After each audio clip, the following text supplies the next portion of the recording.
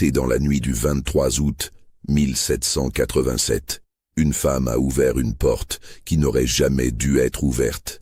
Et ce qu'elle a découvert derrière cette porte a détruit 300 vies et effacé toute trace d'une des familles les plus puissantes des Antilles françaises. Ce qui s'est passé ensuite reste l'un des scandales les plus étouffés de l'histoire coloniale. Abonnez-vous maintenant et dites-nous en commentaire de quelle ville vous nous écoutez. Cette histoire va vous glacer le sang. L'île de la Martinique, dans les dernières années qui précédèrent la Révolution française, était un joyau de l'empire colonial. Les fortunes bâties sur les plantations de canne à sucre rivalisaient avec celles des plus grands nobles de France. Les familles créoles, comme on appelait les Blancs nés aux colonies, formaient une aristocratie particulière, isolée entre l'océan et les montagnes verdoyantes, gouvernant des milliers d'âmes asservies avec une autorité absolue que même le roi ne pouvait véritablement contrôler à une telle distance.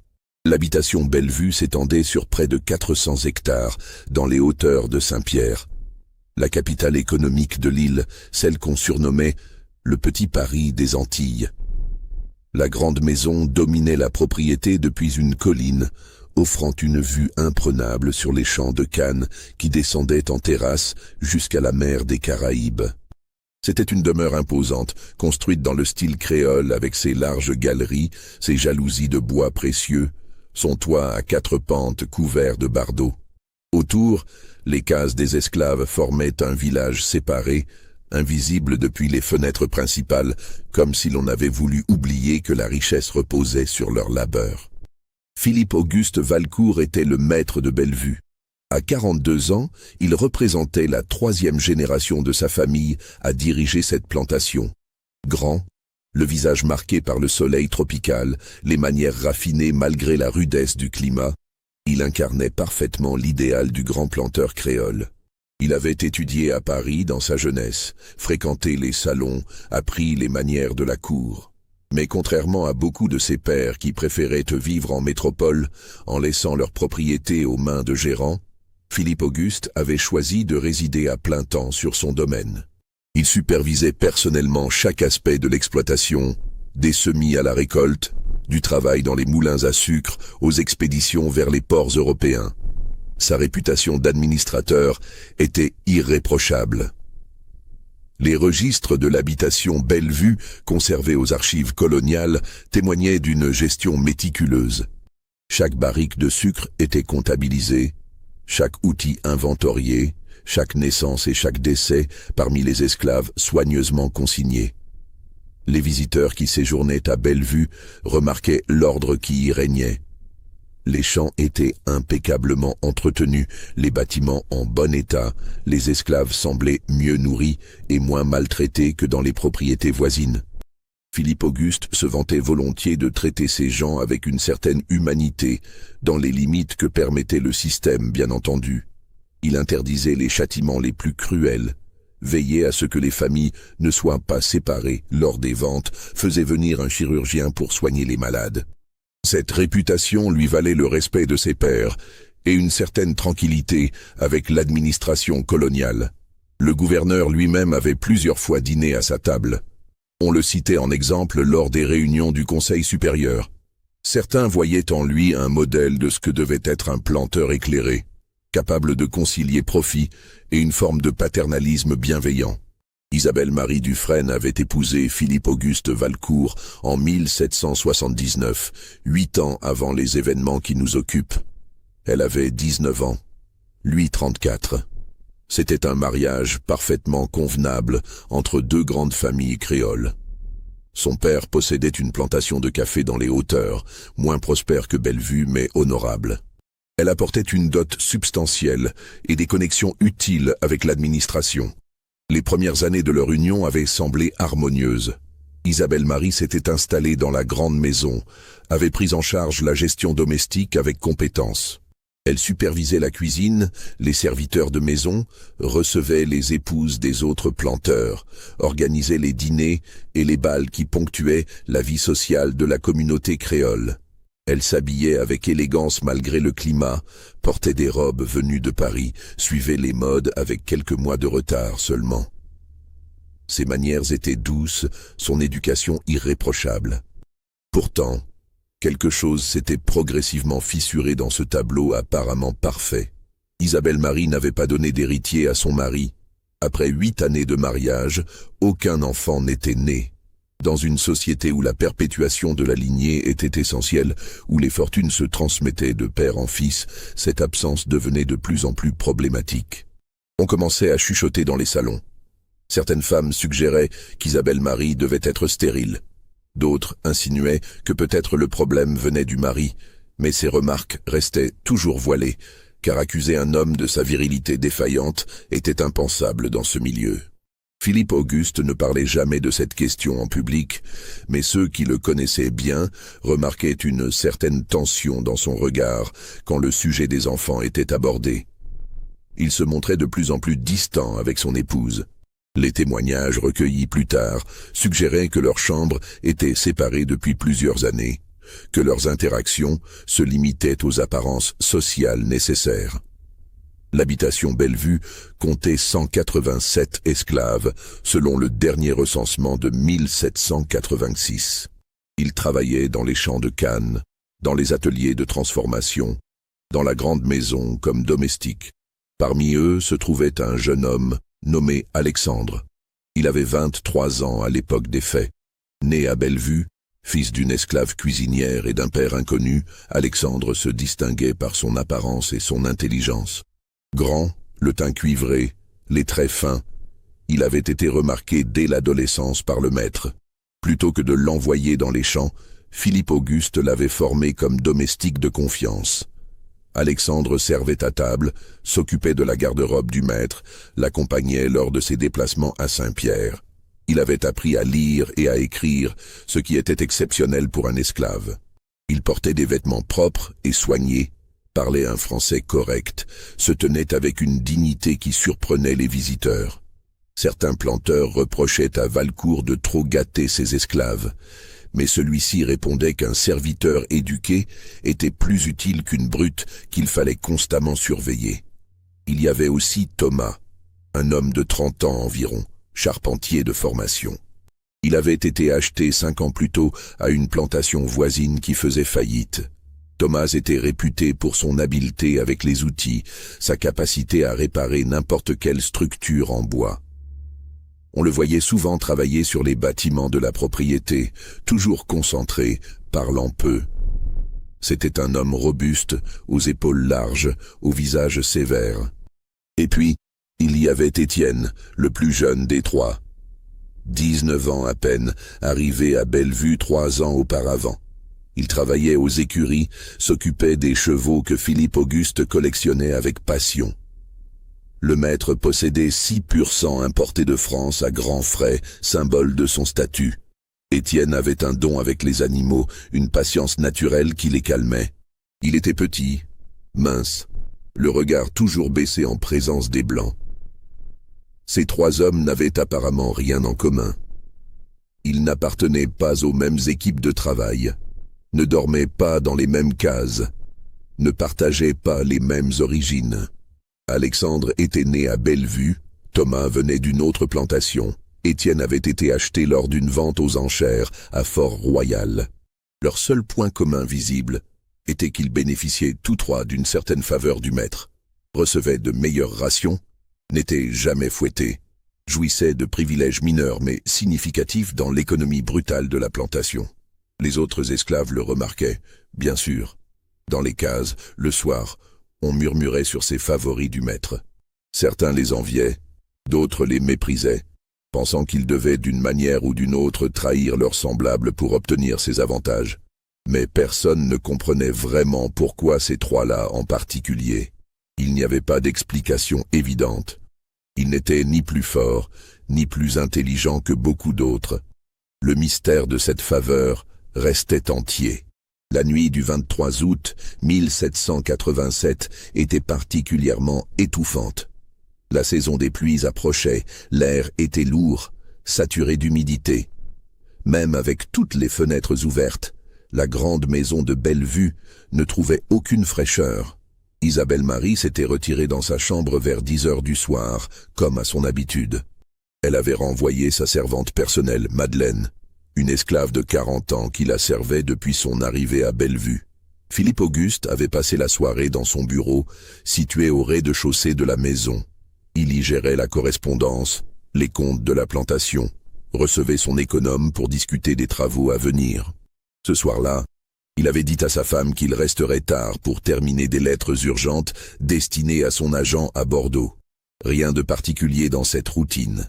Des semaines entières pouvaient s'écouler sans que les époux partagent autre chose que les repas et les apparences. Vers minuit, Isabelle Marie fut réveillée par une soif intense. La chaleur était insupportable. Elle se leva, alluma une bougie, quitta sa chambre pour descendre à la cuisine chercher de l'eau fraîche. Elle portait une simple chemise de nuit blanche, les cheveux défaits. La maison était plongée dans l'obscurité et le silence. Les domestiques dormaient dans leurs quartiers séparés. Seuls quelques esclaves de garde veillaient dehors, mais ils ne pénétraient jamais dans la grande maison la nuit sans être appelés. En descendant l'escalier principal, Isabelle Marie remarqua de la lumière sous la porte du bureau de son mari. Elle ne s'en étonna pas particulièrement. Philippe Auguste travaillait souvent tard. Elle continua vers la cuisine, but de l'eau, s'attarda quelques instants près de la fenêtre ouverte dans l'espoir de trouver un peu d'air. En remontant, elle passa de nouveau devant le bureau. Cette fois, elle entendit quelque chose, des voix étouffées, ou plutôt, non, pas vraiment des voix, des sons indistincts.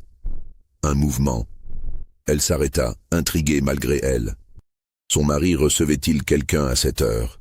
Mais il n'y avait pas eu de visiteur pour le dîner, aucune voiture n'était arrivée. Plus tard, lors des interrogatoires qui suivirent, Isabelle Marie jurerait qu'elle n'avait eu aucune intention particulière, qu'elle voulait simplement savoir si tout allait bien, que peut-être son mari était souffrant et avait besoin d'aide. Les versions varièrent selon les témoins. Certains dirent qu'elle avait déjà des soupçons depuis longtemps, qu'elle guettait cette occasion. D'autres affirmèrent qu'elle était parfaitement innocente de toute préméditation.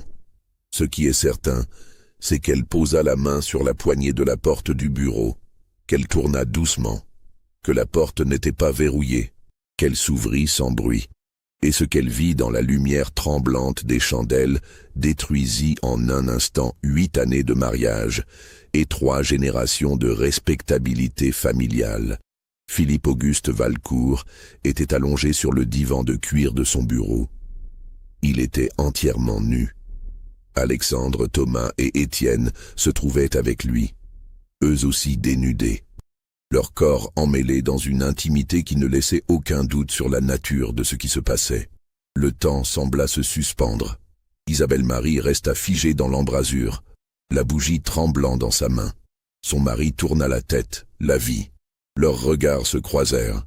Il n'y eut pas d'exclamation, pas de cri, juste un long moment de silence absolu où l'irréparable devint réel. Puis Isabelle Marie recula, ferma la porte, remonta rapidement l'escalier. Elle rentra dans sa chambre, posa la bougie, s'assit sur le bord de son lit. Ses mains tremblaient. Son esprit refusait de comprendre ce qu'elle venait de voir. C'était impossible. Cela ne pouvait pas être réel. Dans la société créole de la fin du XVIIIe siècle, l'homosexualité était plus qu'un tabou. C'était un crime passible des galères en métropole, un péché mortel aux yeux de l'Église, une abomination sociale qui détruisait toute réputation. Mais au-delà même de cela, ce qu'Isabelle Marie avait découvert touchait à quelque chose de encore plus impensable. Son mari, un grand planteur blanc, avec des esclaves noirs. La transgression n'était pas seulement morale ou religieuse. Elle violait toutes les barrières raciales sur lesquelles reposait l'ordre colonial entier. Il existait bien sûr une pratique tacitement acceptée dans les colonies, celle des maîtres blancs qui prenaient des esclaves femmes comme maîtresses. C'était considéré comme normal, presque un droit du propriétaire. Les enfants mulâtres qui en résultaient posaient parfois des questions d'héritage embarrassantes, mais le système avait trouvé des moyens de les gérer. Toute la société fermait les yeux. Les épouses blanches apprenaient à ignorer ces arrangements. Mais un homme blanc avec des hommes esclaves, cela n'entrait dans aucune catégorie acceptable. C'était une double transgression qui renversait toutes les hiérarchies. Le maître devait dominer, l'esclave devait servir. Ces rôles étaient absolus. Ce qu'Isabelle Marie avait vu suggérait une intimité, une égalité charnelle qui détruisait ces distinctions fondamentales. Elle resta assise dans sa chambre jusqu'à l'aube, sans dormir. 1000 pensées contradictoires traversaient son esprit.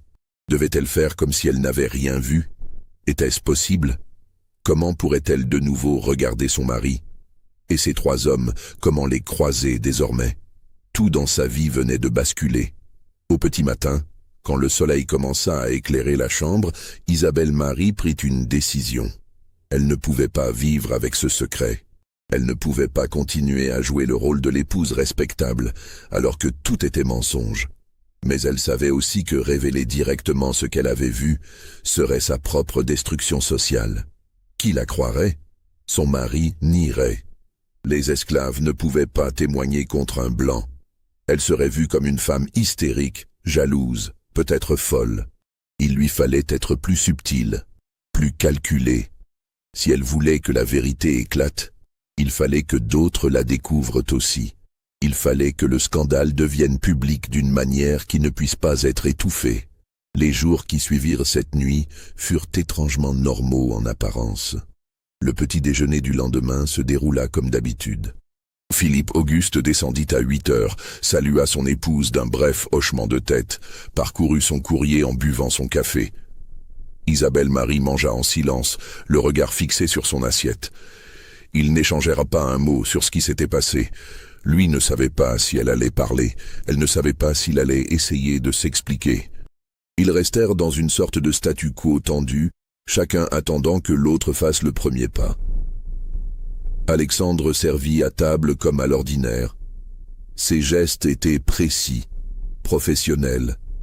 Il ne croisa jamais le regard d'Isabelle Marie. Quand elle leva les yeux vers lui, elle vit qu'il gardait le visage absolument neutre. Aucune gêne visible, aucun signe qu'il était conscient de ce qu'elle savait. Cette maîtrise la troubla profondément. Comment pouvait-il continuer à jouer son rôle de serviteur obéissant après ce qu'elle avait vu? Philippe Auguste quitta la maison vers 9 heures pour inspecter les champs. C'était la période de la coupe de la canne, le moment le plus intense de l'année. Des centaines d'esclaves travaillaient du lever au coucher du soleil, coupant les tiges, les chargeant dans les charrettes, les transportant vers les moulins où elles seraient broyées pour en extraire le jus sucré. Le maître devait être présent, superviser, s'assurer que tout se passait selon le planning établi. Isabelle Marie resta dans la grande maison. Elle ne pouvait pas sortir, voir les voisins, continuer les activités sociales habituelles. Pas encore. Elle avait besoin de réfléchir, de planifier. Elle fit venir Madeleine, sa servante personnelle, celle en qui elle avait le plus confiance parmi tous les esclaves de la maison. Madeleine était une femme prudente, qui avait appris depuis longtemps à survivre en se faisant invisible. Elle écoutait tout, ne disait rien, gardait pour elle les secrets qu'elle surprenait. Mais avec sa maîtresse, elle avait établi au fil des années une relation qui dépassait le simple rapport maître-esclave. Isabelle Marie la traitait avec une certaine douceur, lui confiait parfois ses préoccupations, ses tristesses. Ce matin-là, Isabelle Marie demanda à Madeleine si elle avait remarqué quelque chose d'inhabituel dans le comportement du maître. La question était posée avec précaution, de manière indirecte. Madeleine hésita longuement avant de répondre. Elle savait qu'elle entrait en territoire dangereux. Parler contre le maître pouvait lui coûter la vie. Mais ne pas répondre à sa maîtresse pouvait aussi avoir des conséquences. Finalement, après un long silence, Madeleine murmura qu'effectivement, depuis des années, elle avait remarqué certaines choses. Que le maître faisait parfois venir Alexandre, Thomas ou Étienne dans son bureau tard le soir. Que ces visites duraient des heures. Qu'elle avait aperçu une fois Alexandre sortir du bureau à l'aube, les vêtements en désordre. Mais jamais elle n'avait osé en parler à quiconque. Ce n'était pas sa place de commenter les affaires des Blancs. Isabelle Marie écouta ces révélations avec un mélange d'horreur et de soulagement. Horreur de comprendre que ce qu'elle avait vu n'était pas un incident isolé, mais une pratique établie depuis longtemps. Soulagement de savoir qu'elle n'était pas folle, que d'autres avaient remarqué quelque chose, même s'ils n'avaient pas compris exactement quoi. Elle interrogea Madeleine plus avant. Est-ce que d'autres esclaves savaient? Madeleine hocha la tête lentement. Oui, dans les cases, on murmurait. On ne comprenait pas vraiment ce qui se passait, mais on savait que ces 3 hommes avaient une relation spéciale avec le maître. Certains les enviaient pour leurs privilèges. D'autres les méprisaient, pensant qu'ils devaient accomplir des tâches dégradantes pour obtenir ses faveurs. Mais personne ne parlait ouvertement. La peur était trop grande. Au cours des jours suivants, Isabelle Marie continua à rassembler des informations de manière discrète. Elle parla avec d'autres domestiques, toujours indirectement, posant des questions qui semblaient innocentes, mais qui lui permettaient de reconstituer le tableau. Elle apprit que Philippe Auguste avait établi un système très organisé. Les 3 hommes se relayaient selon un calendrier que lui seul connaissait. Ils recevaient en échange des privilèges matériels, de meilleurs vêtements, plus de nourriture, l'exemption des travaux les plus pénibles. Alexandre avait même reçu une petite maison séparée des autres cases, un luxe inouï pour un esclave. Ce qui troublait le plus Isabelle Marie était la question du consentement. Ces hommes étaient-ils volontaires? Pouvaient-ils refuser? La réponse était évidente, un esclave ne peut pas refuser son maître. Tout refus serait puni de manière terrible. Même si certains d'entre eux trouvaient peut-être une forme de sécurité ou d'avantage dans cette relation, ils restaient fondamentalement sans choix. Cette réalisation ajoutait une couche supplémentaire d'abjection à ce qu'elle avait découvert. Si cette histoire vous glace le sang, likez et dites-nous en commentaire ce que vous pensez qu'elle va faire. Va-t-elle garder le silence ou révéler la vérité? Isabelle Marie savait qu'elle ne pouvait pas simplement dénoncer son mari aux autorités. Le système colonial protégeait les planteurs. Même si les accusations étaient vraies, il y avait toutes les chances qu'elles soient étouffées, que Philippe Auguste trouve des alliés pour le défendre, qu'elle soit elle-même discréditée comme une épouse vindicative. Il lui fallait une stratégie plus subtile. Elle commença par sonder discrètement les épouses des autres planteurs. Lors des visites de courtoisie qui ponctuaient la vie sociale, elle glissait dans la conversation des questions apparemment anodines. Est-ce que leur mari passait beaucoup de temps dans leur bureau le soir? Est-ce qu'ils faisaient confiance à certains esclaves en particulier? Ces questions suscitaient parfois des réponses intéressantes.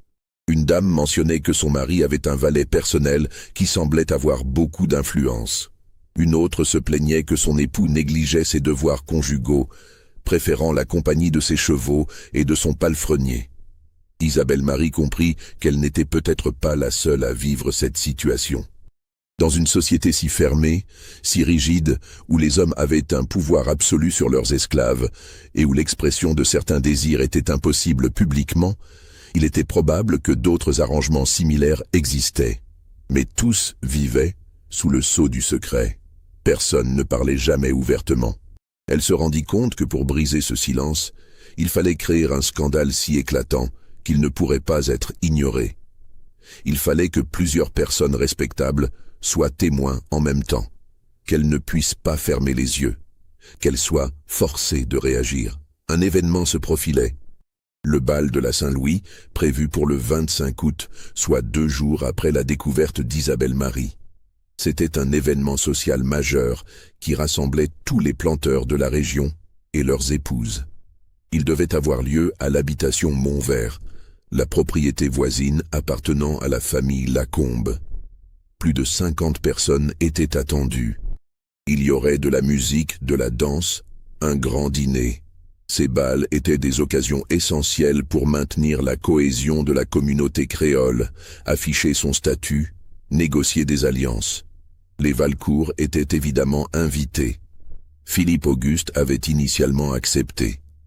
Mais après la nuit du 23 août, il sembla hésiter. Le matin du 24, il annonça à son épouse qu'il ne se sentait pas bien, qu'il préférait décliner l'invitation. Isabelle Marie insista avec une douceur inhabituelle. Ce serait mal vu de manquer un tel événement. Les Lacombe seraient offensés. On parlerait. Il fallait maintenir les apparences. Philippe Auguste finit par céder. Il accepta d'y aller, mais à contre-cœur. Il semblait distrait, tendu. Pour la première fois depuis des années, Isabelle Marie le voyait inquiet. Il devait se demander ce qu'elle comptait faire de ce qu'elle savait. Le 25 août au soir, ils se rendirent ensemble à Montvert, dans leur carrosse. Le trajet durait une demi-heure. Ils ne se parlèrent pas. Isabelle Marie portait une robe de soie bleu nuit, venue de Paris, ses plus beaux bijoux. Elle s'était fait coiffer avec soin. Elle voulait être irréprochable. Philippe Auguste était en habit de soirée, impeccablement vêtu comme toujours, mais son visage était pâle et ses mains crispées. Le bal battait déjà son plein quand ils arrivèrent. La grande maison de Montvert était illuminée de centaines de bougies. L'orchestre jouait dans le grand salon. Les couples tournoyaient, les tables débordaient de victuailles raffinées. C'était un spectacle de luxe et de raffinement qui contrastait violemment avec la réalité brutale des plantations environnantes. Isabelle Marie et Philippe Auguste furent accueillis par leurs hôtes, échangèrent les politesses d'usage, se mêlèrent aux autres invités. Tout semblait normal. Isabelle Marie dansa avec plusieurs messieurs, sourit, conversa. Philippe Auguste resta plus en retrait, discutant affaires avec d'autres planteurs, buvant peut-être un peu plus que de coutume. Vers 10 heures du soir, alors que la fête atteignait son apogée, Isabelle Marie s'approcha de Madame Lacombe, leur hôtesse, et lui glissa discrètement qu'elle aimerait lui parler en privé. C'était urgent et délicat. Madame Lacombe, intriguée, la conduisit dans un petit salon à l'écart. Ce qui se dit exactement entre les deux femmes reste sujet à débat. Les versions varient. Certains témoignages ultérieurs suggèrent qu'Isabelle Marie révéla tout immédiatement, décrivant ce qu'elle avait vu 2 nuits plus tôt. D'autres racontent qu'elle fut plus subtile, suggérant simplement que son mari entretenait des relations inappropriées avec certains esclaves, sans préciser la nature exacte de ces relations, laissant l'imagination de Madame Lacombe faire le reste. Ce qui est certain, c'est que Madame Lacombe fut profondément choquée. Elle fit venir son mari, Monsieur Lacombe, un planteur influent qui servait également comme juge dans l'administration coloniale. Isabelle Marie répéta ses accusations devant lui. Monsieur Lacombe écouta avec une gravité croissante. La question se posait. Ces accusations étaient-elles crédibles? Isabelle Marie était-elle une épouse jalouse cherchant à se venger? Ou disait-elle la vérité? Monsieur Lacombe était un homme méthodique. Il demanda des détails précis. Isabelle Marie les fournit. Les noms des 3 esclaves, les heures où se déroulaient ces rencontres, les privilèges inhabituels dont ils jouissaient. Elle mentionna aussi que d'autres domestiques de Bellevue avaient remarqué des choses étranges. Monsieur Lacombe décida qu'il fallait en avoir le cœur net. Si ces accusations étaient vraies, c'était un scandale qui touchait toute la communauté. Si elles étaient fausses, il fallait le prouver et protéger la réputation de Valcourt. Dans les 2 cas, la vérité devait être établie. Il fit appeler Philippe Auguste dans le salon privé. Quand celui-ci entra et vit son épouse avec les Lacombe, il comprit immédiatement. Son visage se décomposa. Il essaya de sourire, de demander ce qui se passait, mais sa voix manquait de conviction.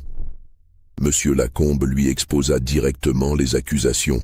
Philippe Auguste nia avec véhémence. C'était absurde, disait-il, des mensonges. Son épouse était malade, peut-être atteinte de fièvre. Elle délirait.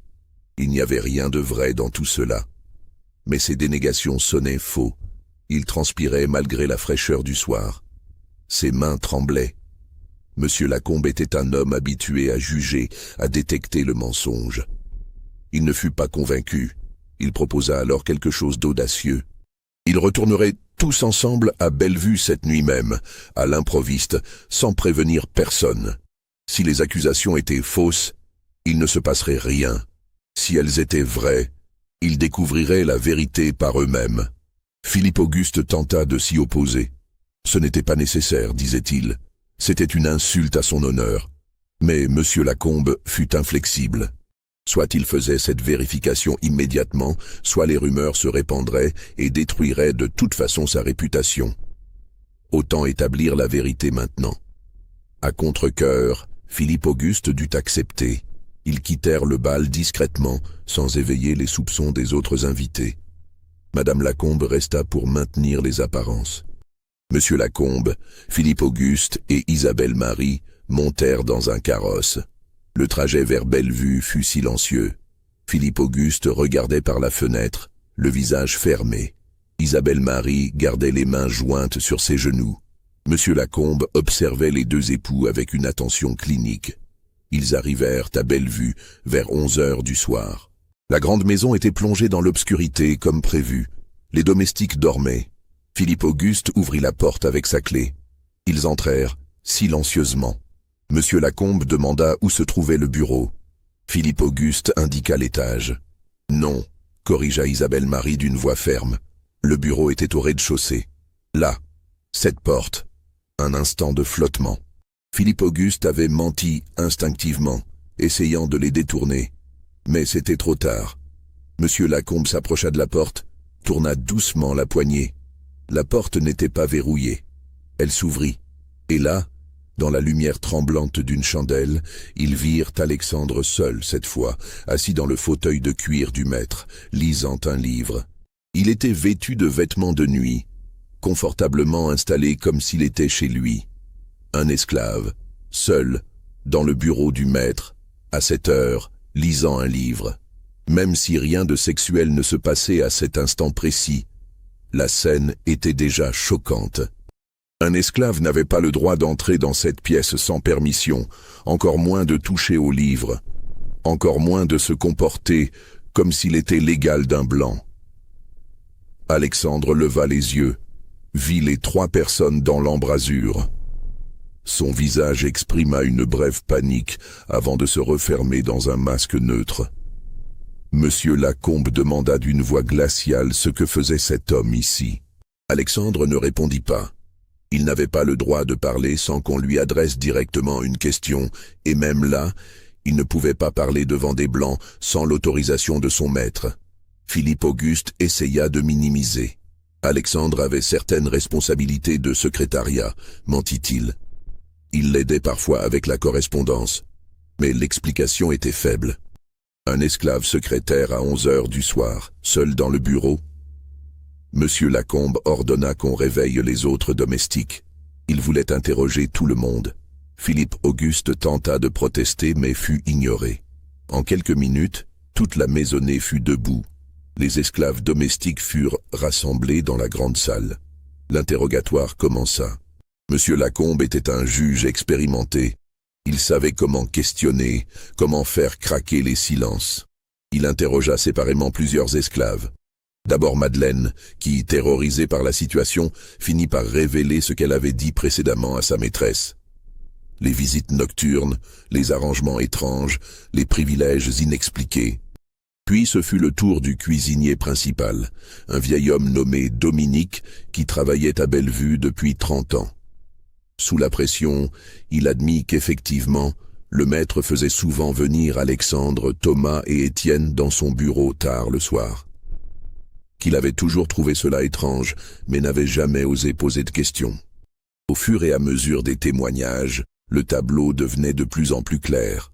Même si personne n'avait vu directement les actes sexuels, tous les éléments convergeaient vers une conclusion évidente. Les visites nocturnes prolongées, les privilèges, l'intimité suspecte, le comportement protecteur de Philippe Auguste envers ces trois hommes en particulier. L'interrogatoire dura toute la nuit. Monsieur Lacombe fit également venir Thomas et Étienne, qui furent tirés de leur lit dans les cases des esclaves. Face à ces deux hommes, il posa des questions directes. Avaient-ils des relations intimes avec leur maître? Les deux hommes gardèrent le silence, tête baissée. Ce silence était en soi une réponse. Philippe Auguste assista à toute cette scène comme un spectateur de son propre effondrement. Il n'essaya plus de nier frontalement. Il se contenta de répéter que tout était exagéré, mal interprété. Que oui, il accordait sa confiance à certains esclaves, que c'était son droit de maître. Mais ces mots sonnaient creux. Vers 4 heures du matin, Monsieur Lacombe déclara qu'il en avait assez entendu.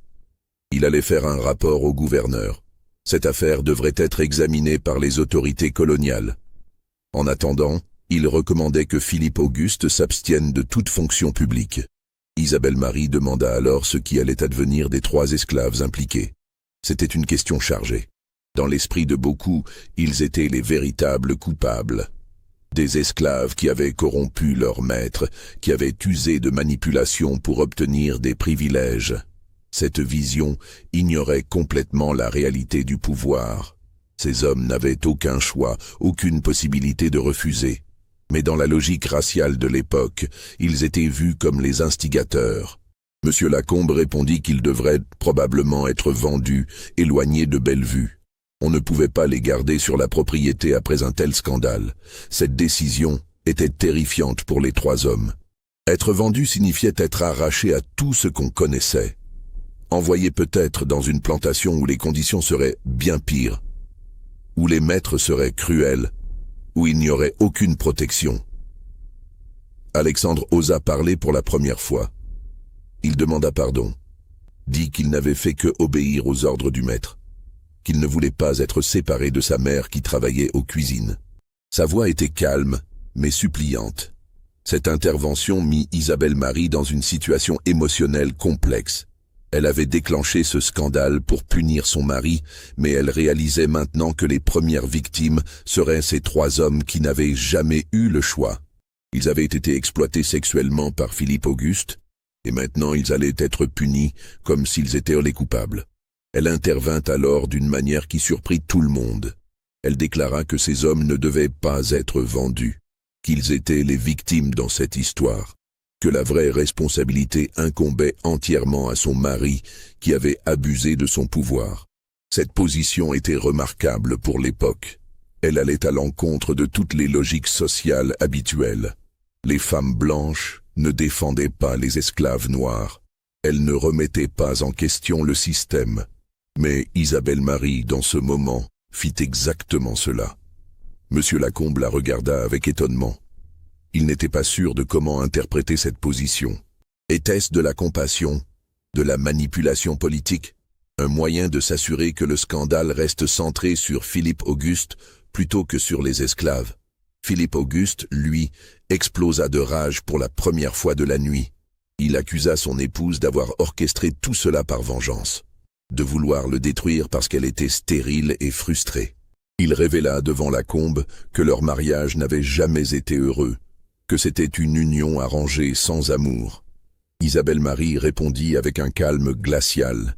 Elle dit que oui, leur mariage était un échec, mais que ce n'était pas à cause d'elle, que Philippe Auguste n'avait jamais voulu d'elle vraiment, qu'il avait fait semblant pendant 8 ans alors qu'il préférait la compagnie de ces hommes, que toute leur vie était un mensonge.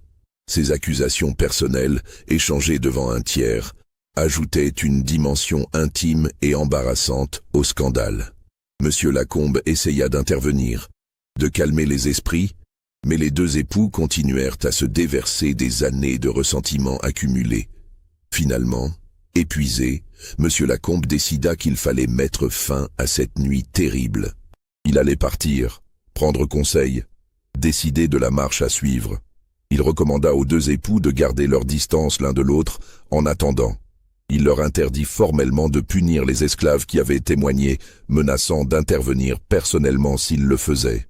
Il quitta Bellevue au petit matin, laissant derrière lui une maison sans dessus-dessous, des esclaves terrifiés, et 2 époux qui ne pouvaient plus se regarder. Les jours qui suivirent furent un chaos contrôlé. La nouvelle du scandale ne tarda pas à se répandre. Monsieur Lacombe avait essayé d'être discret, mais dans une communauté aussi fermée, les secrets ne tiennent jamais longtemps. Les domestiques parlaient entre eux. Les esclaves des différentes plantations se rencontraient au marché de Saint-Pierre. Les rumeurs circulaient vite. En une semaine, toute la société créole de la région était au courant. Les versions variaient. Certains parlaient de perversion, d'autres de folie. Quelques-uns essayaient de minimiser, suggérant que tout était exagéré. Mais la majorité était scandalisée. Les Valcourt furent immédiatement ostracisés. Les invitations cessèrent. Les visites de courtoisie s'arrêtèrent. Quand Isabelle Marie se rendit à Saint-Pierre pour faire des achats, elle fut accueillie par des regards hostiles et des chuchotements. Certaines dames refusèrent même de la saluer, comme si le scandale de son mari la contaminait par association. Philippe Auguste vécut encore plus durement cette exclusion. Lui qui avait été respecté, admiré même, se retrouva traité comme un paria. Lors d'une réunion du Conseil des planteurs, il fut informé qu'on préférait qu'il ne participe plus aux décisions collectives. Certains de ses associés commerciaux rompirent leur contrat. Des rumeurs circulaient selon lesquelles il pourrait être poursuivi en justice. Le gouverneur de la Martinique, le vicomte de Damas, fut informé officiellement de l'affaire par Monsieur Lacombe. C'était une situation délicate. D'un côté, les lois en vigueur condamnaient la sodomie comme un crime grave. D'un autre côté, poursuivre un planteur aussi important que Valcourt risquait de créer des précédents embarrassants. Combien d'autres arrangements secrets existaient dans les plantations? Si on commençait à enquêter sérieusement, combien de familles puissantes seraient éclaboussées? Le gouverneur choisit une voie intermédiaire. Il ne lança pas de poursuite criminelle formelle, mais il fit comprendre à Philippe Auguste qu'il serait préférable qu'il quitte l'île pendant quelque temps. Un exil discret. On dirait qu'il partait pour régler des affaires en France. Avec le temps, peut-être le scandale s'apaiserait, mais Isabelle Marie n'était pas satisfaite de cette solution. Elle avait révélé le secret de son mari pour le détruire complètement, pas pour qu'il puisse s'échapper avec une simple réprimande sociale. Elle voulait une vraie justice, une vraie punition. Elle prit alors une décision qui allait choquer encore plus profondément la société coloniale. Elle demanda officiellement le divorce. À la fin du XVIIIe siècle, le divorce n'existait pas légalement dans les colonies françaises. Le mariage était un sacrement religieux indissoluble. Une séparation de corps était possible dans des cas extrêmes, mais elle nécessitait l'approbation de l'Église et des autorités civiles, et elle était extrêmement rare. Isabelle Marie soumit une requête formelle auprès du Conseil supérieur de la Martinique. Elle y détaillait les faits, l'infidélité de son mari, la nature contre nature de ses relations, l'impossibilité de continuer à vivre ensemble. Elle demandait la séparation de corps, la gestion autonome de sa dot et de ses biens propres, et le droit de retourner vivre chez son père. Cette requête créa un précédent juridique problématique. Si elle était acceptée sur ces bases, cela signifierait que l'administration coloniale reconnaissait officiellement l'homosexualité comme motif de séparation. Cela mettrait par écrit ce que tout le monde préférait ignorer. Les implications allaient bien au-delà du cas particulier des Valcourt. Le dossier fut examiné pendant des semaines. Des témoins furent entendus. Monsieur Lacombe témoigna de ce qu'il avait vu la nuit de la découverte. Des domestiques de Bellevue furent interrogés sous serment. Alexandre, Thomas et Étienne durent comparaître devant le tribunal, une expérience humiliante où ils furent traités comme des objets plutôt que comme des personnes. Philippe Auguste se défendit en affirmant que sa femme était hystérique, que tout était inventé. Mais sa défense manquait de crédibilité. Trop de témoignages concordaient. Trop de détails étaient cohérents. Finalement, en octobre 1787, le Conseil supérieur rendit sa décision. La séparation de corps était accordée à Isabelle Marie Dufresne. Elle pouvait récupérer sa dot et ses biens personnels. Elle avait le droit de quitter la résidence conjugale. Les motivations étaient rédigées en termes vagues. Comportement incompatible avec les devoirs du mariage et manquement grave aux obligations maritales. On évitait soigneusement de mentionner explicitement l'homosexualité. C'était une victoire pour Isabelle Marie, mais une victoire amère. Elle avait obtenu sa liberté légale, mais à quel prix? Elle était désormais une femme séparée, ce qui dans la société de l'époque la plaçait dans une position sociale ambiguë. Elle ne pouvait pas se remarier. Sa réputation était entachée par association avec le scandale. Certaines familles la blâmaient d'avoir révélé publiquement ce qui aurait dû rester privé. Quant à Philippe Auguste, il se retrouvait seul à Bellevue, ostracisé, sans épouse, sans amis. Sa fortune restait intacte, mais son statut social était détruit. Il ne pouvait plus participer à la vie de la communauté créole. Il était devenu invisible, un fantôme dans sa propre maison. Les 3 esclaves impliqués furent finalement vendus, malgré les protestations d'Isabelle Marie. Le nouveau gouverneur, arrivé en décembre, jugea qu'il fallait nettoyer Bellevue de tous ceux qui étaient associés au scandale. Alexandre fut vendu à un planteur de la Guadeloupe. Thomas partit pour Haïti. Étienne fut acheté par un marchand qui l'emmena à la Louisiane. Les 3 hommes furent ainsi dispersés aux 4 coins des colonies, séparés à jamais de leur famille et de tout ce qu'ils connaissaient. Cette dispersion était la punition finale, non pas pour avoir commis un crime, mais pour avoir été les témoins et les victimes d'un crime commis contre eux. Dans la logique tordue du système esclavagiste, ils devaient disparaître pour que le scandale puisse être oublié. Isabelle Marie retourna vivre chez son père dans sa plantation de café. Elle vécut le reste de sa vie dans une semi-réclusion, ne participant plus vraiment à la vie sociale. Certains documents suggèrent qu'elle correspondit pendant des années avec des groupes abolitionnistes en France, qu'elle développa une conscience politique critique du système esclavagiste. Mais rien de tout cela ne fut jamais public. Elle mourut en 1810, à 50 ans, sans s'être jamais remariée. Philippe Auguste resta à Bellevue jusqu'en 1789. Puis, quand les nouvelles de la Révolution française arrivèrent aux Antilles et que les esclaves commencèrent à se soulever, inspirés par les idées de liberté, il prit peur. Il vendit précipitamment la plantation et retourna en France. On perd sa trace après cela. Certains documents suggèrent qu'il s'installa à Bordeaux, vécut discrètement d'une rente, mourut en 1802 sans descendance. L'habitation Bellevue changea plusieurs fois de propriétaire dans les années qui suivirent. Aucun ne prospéra vraiment. La plantation avait mauvaise réputation. Les esclaves refusaient d'y être transférés, craignant un lieu maudit. En 1804, lors du grand ouragan qui ravagea la Martinique, la grande maison fut partiellement détruite. Elle ne fut jamais reconstruite. Aujourd'hui, il ne reste que des ruines envahies par la végétation tropicale. Ce qui rend cette histoire particulièrement troublante n'est pas seulement le scandale lui-même, mais la manière dont il révèle les contradictions profondes du système colonial. Philippe Auguste Valcourt était considéré comme un maître relativement humain selon les standards de l'époque. Il ne fouettait pas excessivement ses esclaves, ne séparait pas les familles, fournissait des soins médicaux.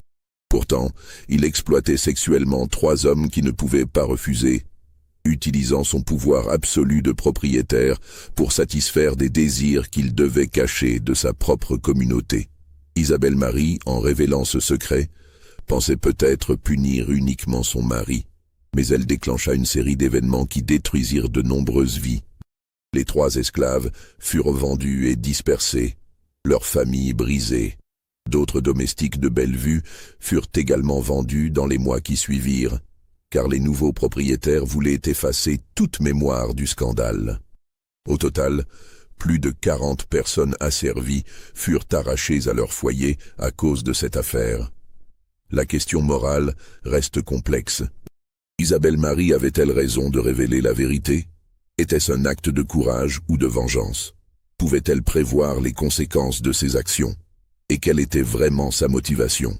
Cherchait-elle la justice? Ou simplement à échapper à un mariage malheureux en utilisant le scandale comme prétexte? Les documents d'époque offrent des perspectives contradictoires. Certaines lettres privées d'autres dames créoles la défendent, saluant son courage d'avoir brisé le silence sur des pratiques secrètes que beaucoup soupçonnaient.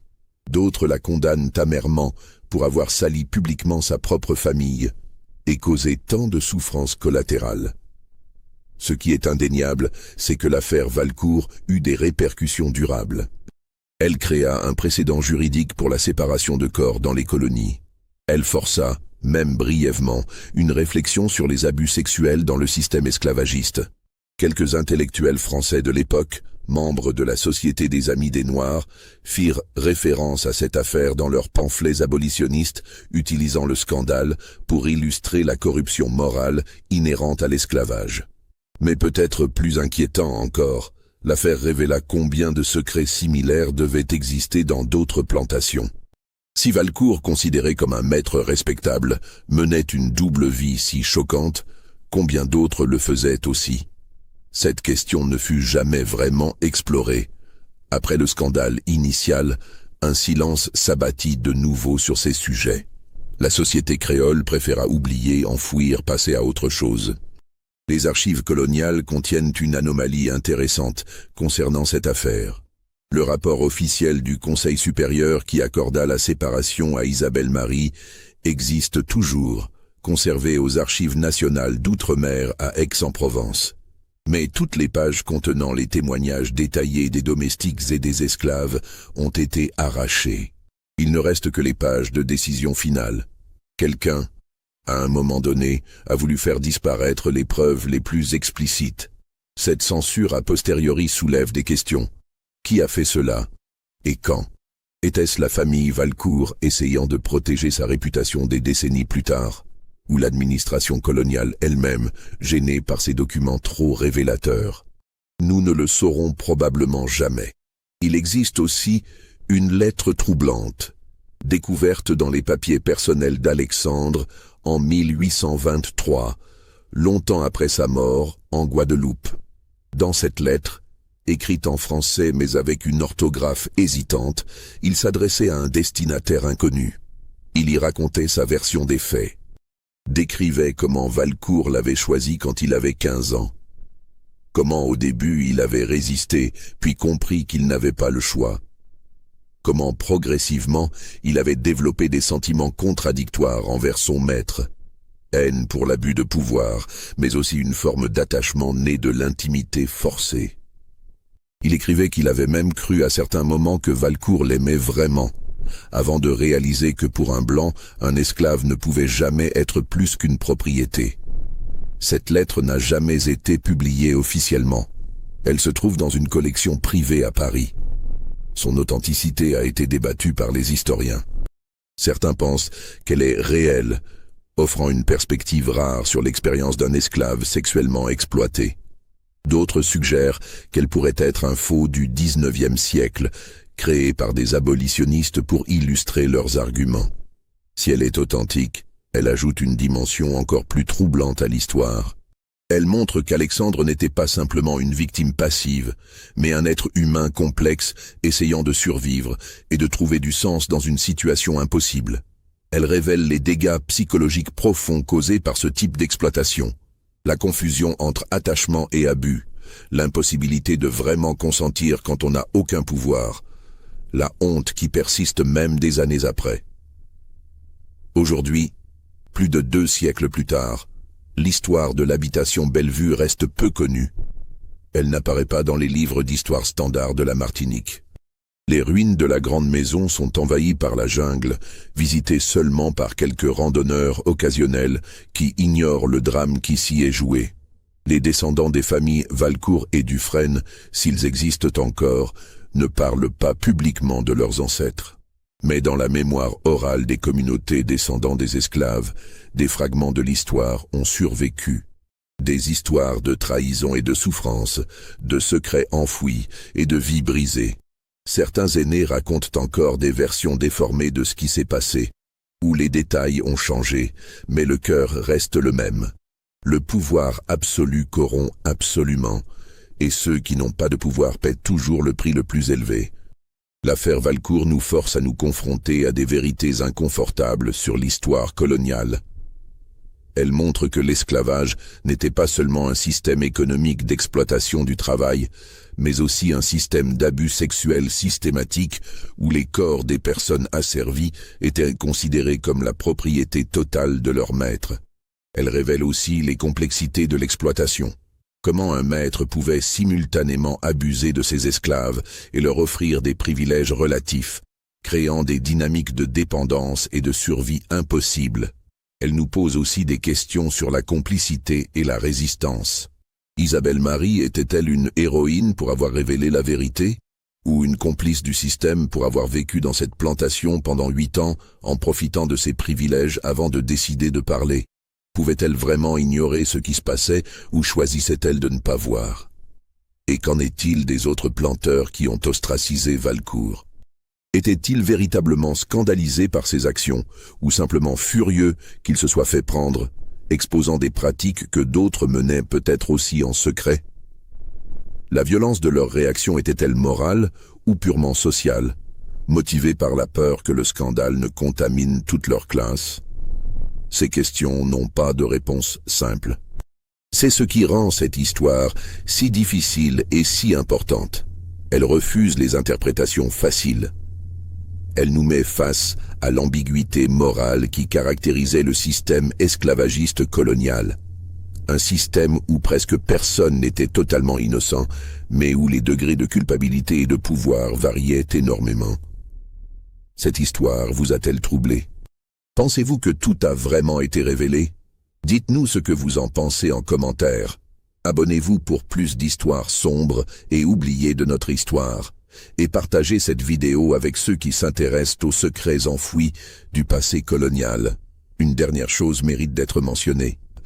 En 1983, lors de fouilles archéologiques sur le site de l'ancienne habitation Bellevue, des chercheurs ont découvert sous les fondations de la grande maison effondrée une petite chambre cachée. C'était une pièce secrète, accessible seulement par un passage dissimulé dans le bureau. Elle contenait des objets personnels, des vêtements, des lettres brûlées dont on ne pouvait plus lire que quelques mots, et curieusement, 3 médaillons en or gravés avec les initiales A, T et E. Ces médaillons suggèrent un niveau d'attachement personnel que le scandale public n'avait jamais vraiment capturé. Philippe Auguste avait-il réellement des sentiments pour ces hommes au-delà de la simple exploitation sexuelle? Ou était-ce simplement une autre forme de possession, de marquage de sa propriété? Les médaillons furent catalogués par les archéologues, puis perdus dans les réserves d'un musée. Personne n'a pu les étudier depuis. Cette chambre secrète, découverte près de 2 siècles après les faits, rappelle que l'histoire est toujours incomplète, que chaque réponse soulève de nouvelles questions, que les motivations humaines restent mystérieuses même quand les faits semblent clairs. Alors, cette histoire est-elle vraie? Les documents existent, les archives portent les traces, les ruines sont toujours là, dans les collines de la Martinique. Mais la vérité complète, les pensées intimes d'Isabelle Marie quand elle ouvrit cette porte, ce qu'Alexandre ressentait vraiment dans cette relation impossible, la douleur de Thomas et Étienne dont nous savons si peu, tout cela reste à jamais enfoui dans le passé. Ce qui reste certain, c'est que quelque chose de terrible s'est passé à l'habitation Bellevue dans les derniers jours de l'été 1787. Quelque chose qui a détruit des vies, brisé des familles, révélé les contradictions d'un système inhumain. Et peut-être, poser les premières pierres d'une prise de conscience qui, des décennies plus tard, contribuerait à l'abolition de l'esclavage. Mais même cette conclusion rédemptrice serait trop simple, car l'abolition, quand elle vint finalement, ne répara pas les dommages, ne rendit pas à Alexandre, Thomas et Étienne les années volées, ne ressuscita pas les familles détruites. L'histoire ne s'arrange pas en fin de compte, elle laisse des cicatrices. Et c'est peut-être la leçon la plus troublante de l'affaire Valcourt, que dans des systèmes d'oppression totale, même les actes qui semblent être de la résistance ou de la justice peuvent créer de nouvelles souffrances. Que la vérité, aussi nécessaire soit-elle, a un coût. Et que parfois, ceux qui paient ce coût ne sont pas ceux qui devraient le payer. Dans la nuit humide des Antilles, si vous passez près des ruines de Bellevue, certains disent qu'on peut encore entendre des murmures. Les descendants des esclaves qui vivent dans la région évitent cet endroit. Non pas parce qu'ils croient aux fantômes, mais parce que la mémoire de ce qui s'est passé là imprègne encore les pierres. Une mémoire de secrets, de trahison, de vie brisée par le pouvoir et la vengeance. Et peut-être, dans le silence de ces ruines, la vraie question n'est pas de savoir si cette histoire est vraie. La vraie question est, combien d'autres histoires similaires sont restées cachées, enfouies dans les archives détruites, effacées de la mémoire officielle? Combien de chambres secrètes n'ont jamais été découvertes? Combien de vies ont été détruites dans le silence? Ces questions hantent l'histoire coloniale. Elles nous rappellent que ce que nous savons du passé n'est qu'une fraction de ce qui s'est vraiment passé. Que chaque archive brûlée, chaque page arrachée, chaque silence imposé cache peut-être une histoire comme celle de Bellevue. Et peut-être que c'est cela, au final, le véritable héritage de l'affaire Valcourt. Non pas une réponse, mais une interrogation persistante sur ce que nous choisissons de nous rappeler, ce que nous choisissons d'oublier, et pourquoi.